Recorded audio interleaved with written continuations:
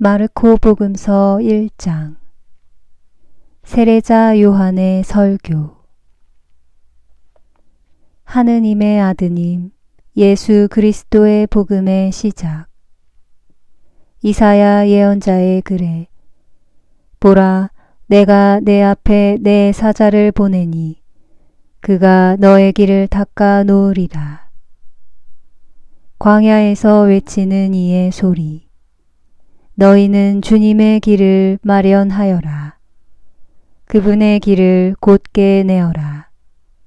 하고 기록된 대로 세례자 요한이 광야에 나타나 죄의 용서를 위한 회개의 세례를 선포하였다.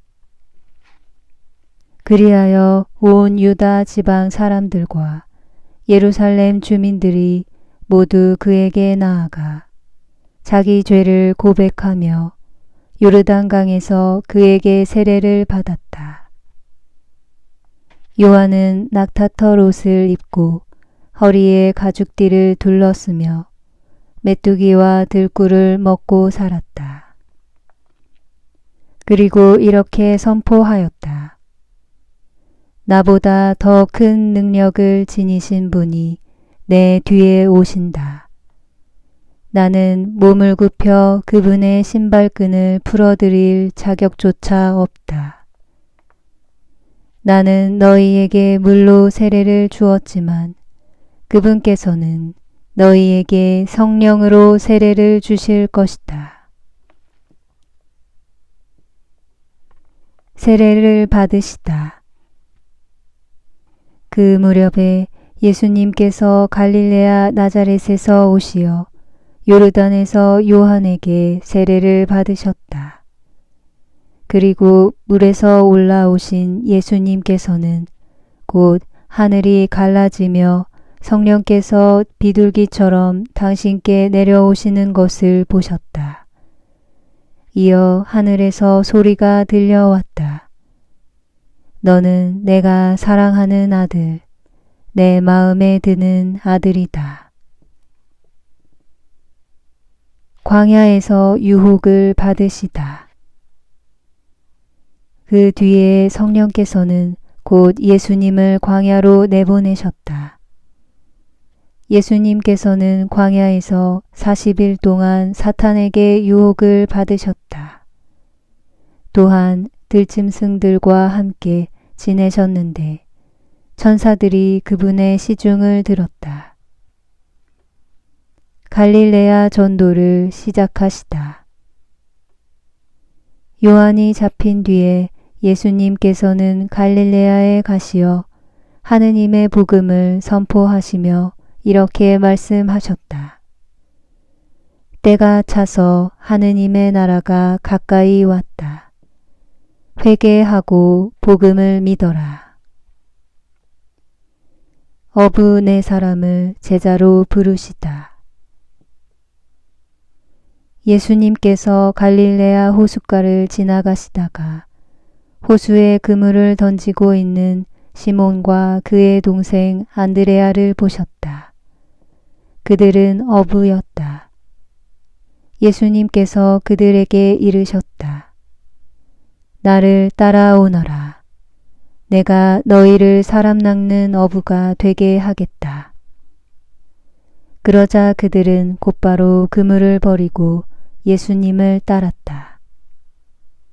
예수님께서 조금 더 가시다가 배에서 그물을 손질하는 제베데오의 아들 야고보와 그의 동생 요한을 보시고 곧바로 그들을 부르셨다.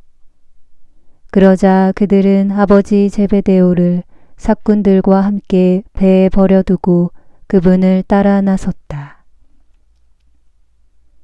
회당에서 더러운 영을 쫓아내시다. 그들은 카파르나움으로 갔다. 예수님께서는 곧바로 안식일에 회당에 들어가 가르치셨는데 사람들은 그분의 가르침에 몹시 놀랐다. 그분께서 율법학자들과 달리 권위를 가지고 가르치셨기 때문이다. 마침 그 회당에 더러운 영이 들린 사람이 있었는데 그가 소리를 지르며 말하였다. 나자렛 사람 예수님, 당신께서 저희와 무슨 상관이 있습니까? 저희를 멸망시키러 오셨습니까? 저는 당신이 누구신지 압니다. 당신은 하느님의 거룩하신 분이십니다. 예수님께서 그에게 조용히 하여라. 그 사람에게서 나가라. 하고 꾸짖으시니 더러운 영은 그 사람에게 경련을 일으켜 놓고 큰 소리를 지르며 나갔다. 그러자 사람들이 모두 놀라 이게 어찌 된 일이냐. 새롭고 권위 있는 가르침이다. 저희가 더러운 영들에게 명령하니 그것들도 복종하는구나 하며 서로 물어보았다. 그리하여 그분의 소문이 곧바로 갈릴레아 주변 모든 지방에 두루 퍼져나갔다. 시몬의 병든 장모를 고치시다.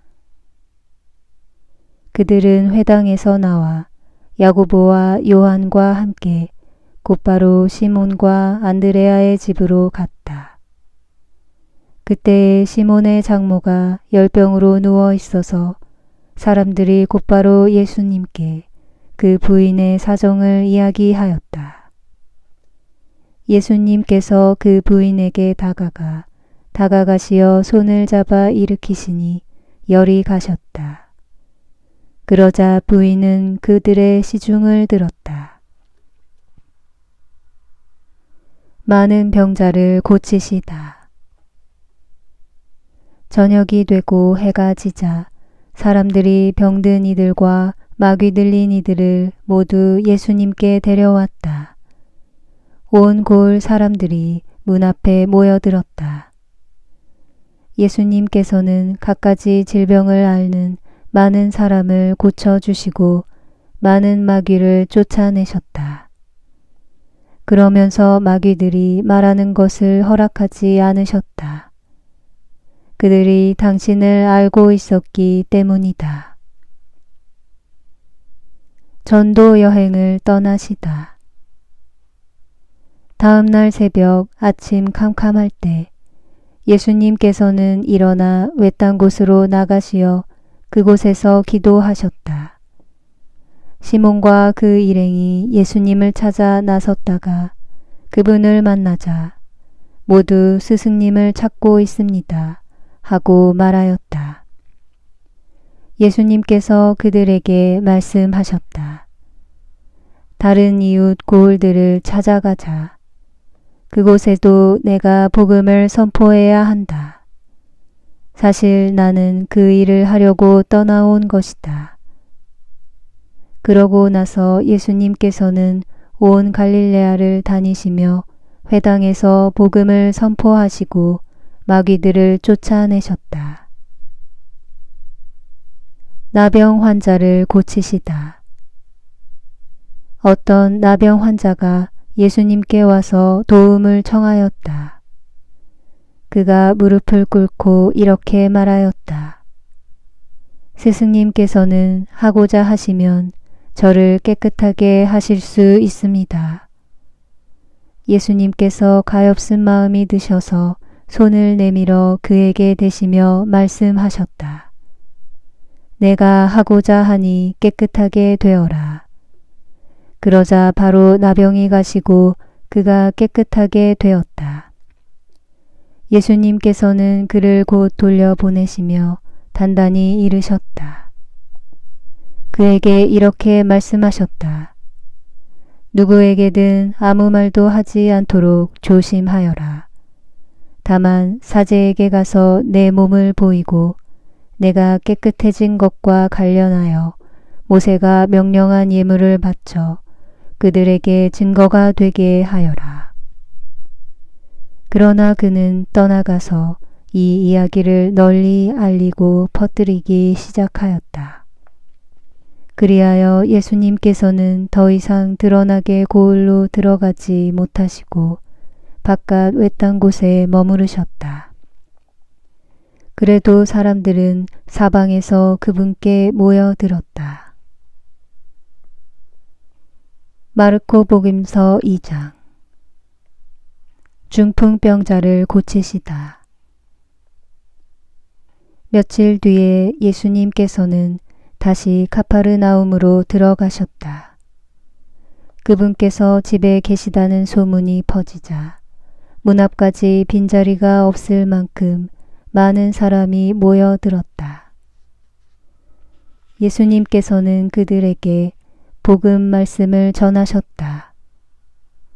그때 사람들이 어떤 중풍병자를 그분께 데리고 왔다. 그 병자는 4사람이 들것에 들고 있었는데 군중 때문에 그분께 가까이 데려갈 수가 없었다. 그래서 그분께서 계신 자리에 지붕을 벗기고 구멍을 내어 중풍병자가 누워있는 들것을 달아 내려보냈다. 예수님께서 그들의 믿음을 보시고 중풍병자에게 말씀하셨다. 얘야, 너는 죄를 용서받았다. 율법학자 몇 사람이 거기에 앉아 있다가 마음속으로 의아하게 생각하였다. 이 자가 어떻게 저런 말을 할 수 있단 말인가? 하느님을 모독하는군. 하느님 한 분 외에 누가 죄를 용서할 수 있단 말인가? 예수님께서는 곧바로 그들이 속으로 의아하게 생각하는 것을 당신 영으로 아시고 말씀하셨다. 너희는 어찌하여 마음속으로 의아하게 생각하느냐? 중풍병자에게 너는 죄를 용서받았다 하고 말하는 것과 일어나 내 들것을 가지고 걸어가라 하고 말하는 것 가운데에서 어느 쪽이 더 쉬우냐? 이제 사람의 아들이 땅에서 죄를 용서하는 권한을 가지고 있음을 너희가 알게 해주겠다. 그러고 나서 중풍병자에게 말씀하셨다. 내가 너에게 말한다. 일어나 들것을 들고 집으로 돌아가거라. 그러자 그는 일어나 곧바로 들것을 가지고 모든 사람이 보는 앞에서 밖으로 걸어 나갔다. 이에 모든 사람이 크게 놀라 하느님을 찬양하며 말하였다. 이런 일은 일찍이 본 적이 없다. 레위를 부르시고 세리들과 함께 음식을 드시다. 예수님께서 다시 호숫가로 나가셨다. 군중이 모두 모여오자 예수님께서 그들을 가르치셨다. 그 뒤에 길을 지나가시다가 세관에 앉아있는 알페오의 아들 레위를 보시고 말씀하셨다. 나를 따라라. 그러자 레위는 일어나 그분을 따랐다. 예수님께서 그의 집에서 음식을 잡수시게 되었는데 많은 세리와 죄인도 예수님과 그분의 제자들과 자리를 함께 하였다. 이런 이들이 예수님을 많이 따르고 있었기 때문이다. 바리사이파 율법 학자들은 예수님께서 죄인과 세리들과 함께 음식을 잡수시는 것을 보고 그분의 제자들에게 말하였다. 저 사람은 어째서 세리와 죄인들과 함께 음식을 먹는 것이오?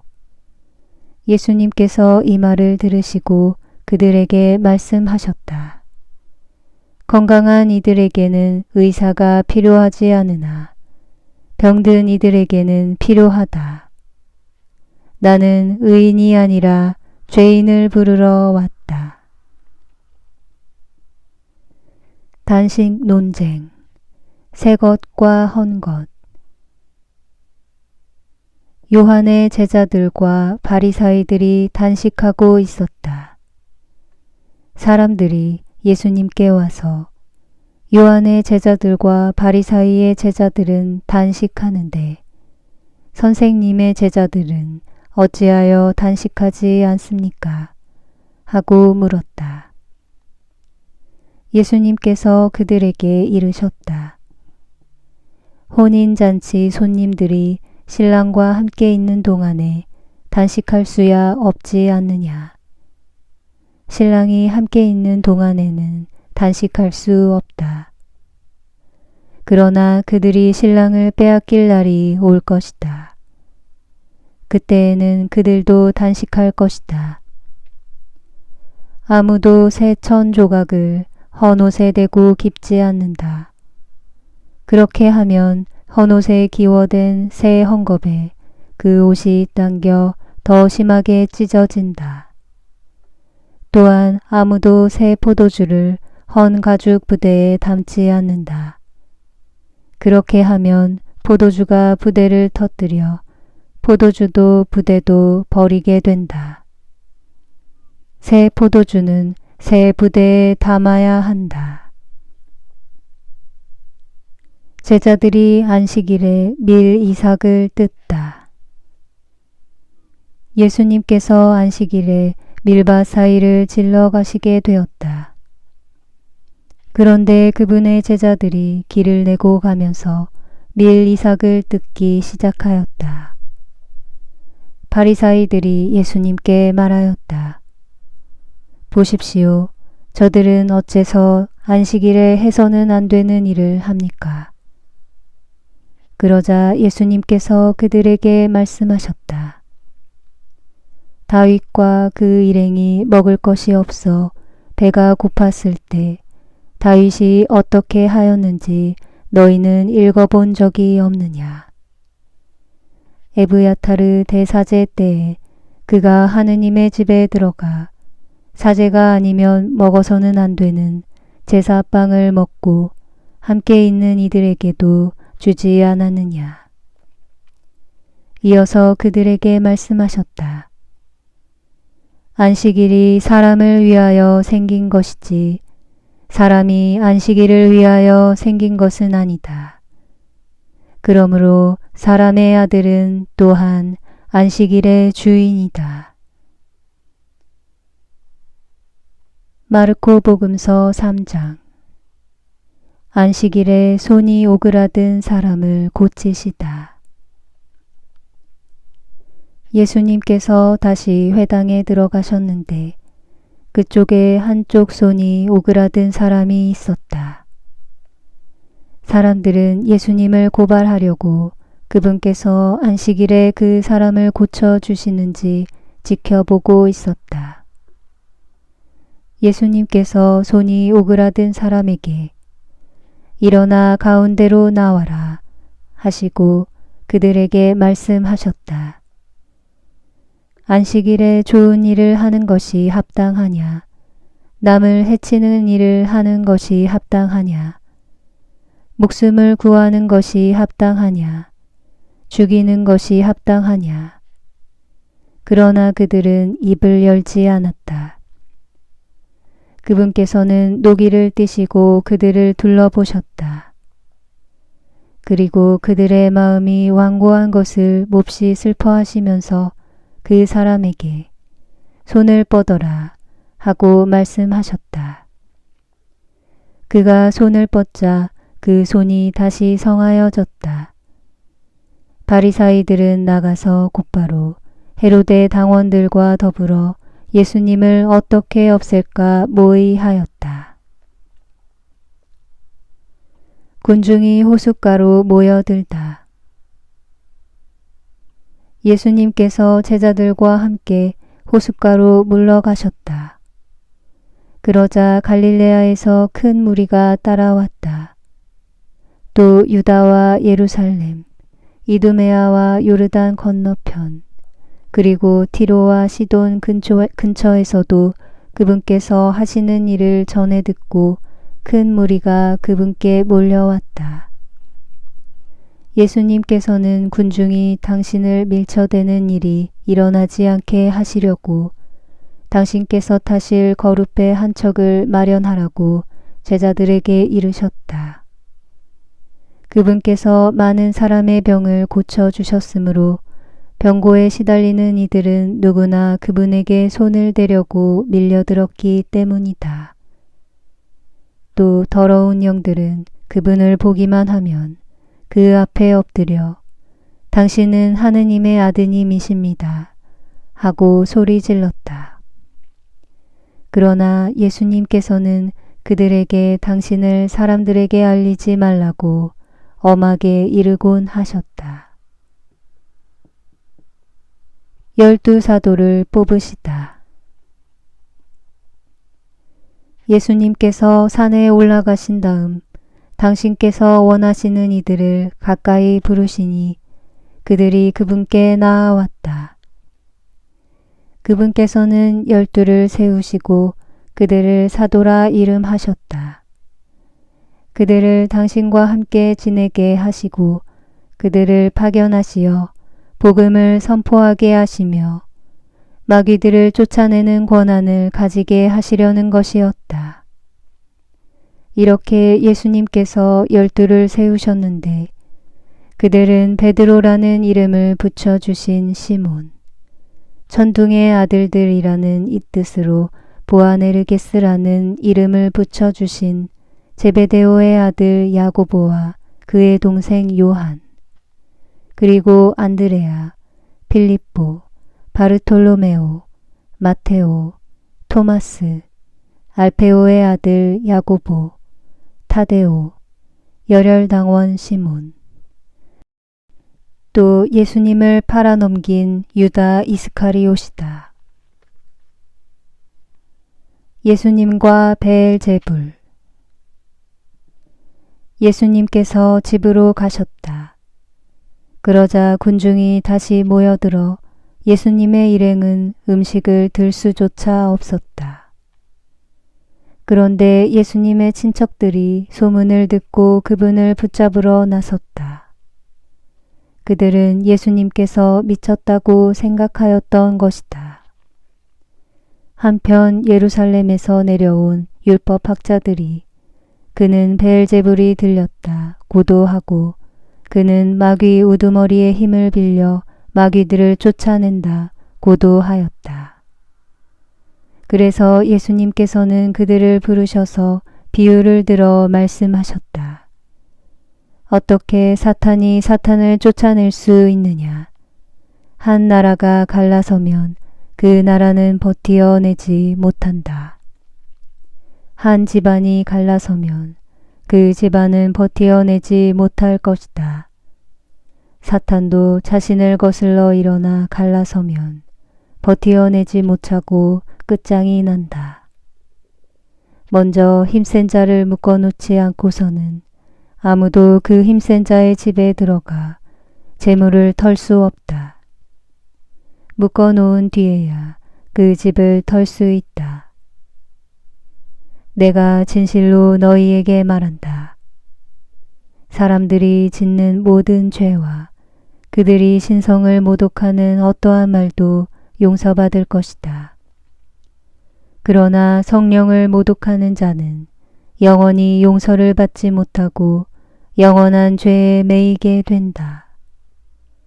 이 말씀을 하신 것은 사람들이 그는 더러운 영이 들렸다고 말하였기 때문이다. 예수님의 참 가족. 그때 예수님의 어머니와 형제들이 왔다. 그들은 밖에 서서 사람을 보내어 예수님을 불렀다. 그분 둘레에는 군중이 앉아 있었는데 사람들이 예수님께 보십시오.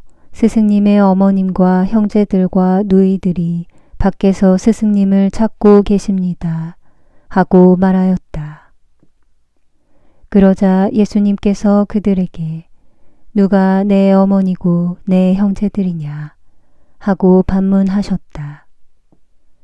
그리고 당신 주위에 앉은 사람들을 둘러보시며 이르셨다. 이들이 내 어머니고 내 형제들이다. 하느님의 뜻을 실행하는 사람이 바로 내 형제요 누이요 어머니다. 마르코 복음서 4장. 씨 뿌리는 사람의 비유. 예수님께서 다시 호숫가에서 가르치기 시작하셨다. 너무 많은 군중이 모여들어 그분께서는 호수에 있는 배에 올라 앉으시고 군중은 모두 호숫가 물에 그대로 있었다. 예수님께서 그들에게 많은 것을 비유로 가르치셨다. 그렇게 가르치시면서 말씀하셨다. 자, 들어보아라. 씨 뿌리는 사람이 씨를 뿌리러 나갔다. 그가 씨를 뿌리는데 어떤 것은 길에 떨어져 새들이 와서 먹어버렸다. 어떤 것은 흙이 많지 않은 돌밭에 떨어졌다. 흙이 깊지 않아 싹은 곧 돋아났지만 해가 솟아오르자 타고 말았다. 뿌리가 없어서 말라버린 것이다. 또 어떤 것은 가시덤불 속에 떨어졌는데 가시덤불이 자라면서 숨을 막아버려 열매를 맺지 못하였다. 그러나 어떤 것들은 좋은 땅에 떨어져 싹이 나고 자라서 열매를 맺었다. 그리하여 어떤 것은 30배, 어떤 것은 60배, 어떤 것은 100배의 열매를 맺었다. 예수님께서는 이어서 말씀하셨다. 들을 귀 있는 사람은 들어라. 비유로 말씀하신 이유. 예수님께서 혼자 계실 때 그분 둘레에 있던 이들이 12 제자와 함께 와서 비유들의 뜻을 물었다. 예수님께서 그들에게 대답하셨다. 너희에게는 하느님 나라의 신비가 주어졌지만 저 바깥 사람들에게는 모든 것이 그저 비유로만 다가간다. 보고 또 보아도 알아보지 못하고 듣고 또 들어도 깨닫지 못하여 저들이 돌아와 용서받는 일이 없게 하려는 것이다. 씨 뿌리는 사람의 비유를 설명하시다. 예수님께서 또 그들에게 말씀하셨다. 너희는 이 비유를 알아듣지 못하겠느냐? 그러면서 어떻게 모든 비유를 깨달을 수 있겠느냐? 씨 뿌리는 사람은 실상 말씀을 뿌리는 것이다. 말씀이 길에 뿌려지는 것은 이러한 사람들을 두고 하는 말이다. 그들이 말씀을 들으면 곧바로 사탄이 와서 그들 안에 뿌려진 말씀을 앗아가 버린다. 그리고 말씀이 돌밭에 뿌려지는 것은 이러한 사람들이다. 그들은 말씀을 들으면 곧 기쁘게 받는다. 그러나 그들에게 뿌리가 없어서 오래 가지 못한다. 그래서 말씀 때문에 환난이나 박해가 일어나면 곧 걸려 넘어지고 만다. 말씀이 가시덤불 속에 뿌려지는 것은 또 다른 사람들이다. 그들은 말씀을 듣기는 하지만 세상 걱정과 재물의 유혹과 그 밖에 여러 가지 욕심이 들어가 그 말씀의 숨을 막아버려 열매를 맺지 못한다. 그러나 말씀이 좋은 땅에 뿌려진 것은 이러한 사람들이다. 그들은 말씀을 듣고 받아들여 어떤 이는 30배, 어떤 이는 60배, 어떤 이는 100배의 열매를 맺는다. 등불의 비유. 예수님께서 또 그들에게 말씀하셨다. 누가 등불을 가져다가 함지 속이나 침상 밑에 놓겠느냐? 등경 위에 놓지 않느냐? 숨겨진 것도 드러나기 마련이고 감추어진 것도 드러나게 되어 있다. 누구든지 들을 귀가 있거든 들어라. 예수님께서 다시 그들에게 말씀하셨다. 너희는 새겨 들어라. 너희가 되어서 주는 만큼 되어서 받고 거기에 더 보태어 받을 것이다. 정녕 가진 자는 더 받고 가진 것 없는 자는 가진 것마저 빼앗길 것이다.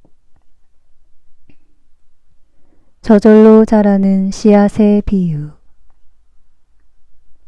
예수님께서 또 말씀하셨다. 하느님의 나라는 이와 같다. 어떤 사람이 땅에 씨를 뿌려 놓으면 밤에 자고 낮에 일어나고 하는 사이에 씨는 싹이 터서 자라는데 그 사람은 어떻게 그리 되는지 모른다. 땅이 저절로 열매를 맺게 하는데 처음에는 줄기가, 다음에는 이삭이 나오고 그 다음에는 이삭의 나달이 연근다. 곡식이 익으면 그 사람은 곧 낫을 댄다. 수확때가 되었기 때문이다. 겨자씨의 비유. 예수님께서 다시 말씀하셨다. 하느님의 나라를 무엇에 비길까? 무슨 비유로 그것을 나타낼까? 하느님의 나라는 겨자씨와 같다.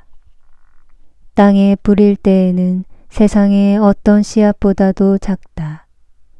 그러나 땅에 뿌려지면 자라나서 어떤 풀보다도 커지고 큰 가지들을 뻗어 하늘의 새들이 그 그늘에 깃들일 수 있게 된다.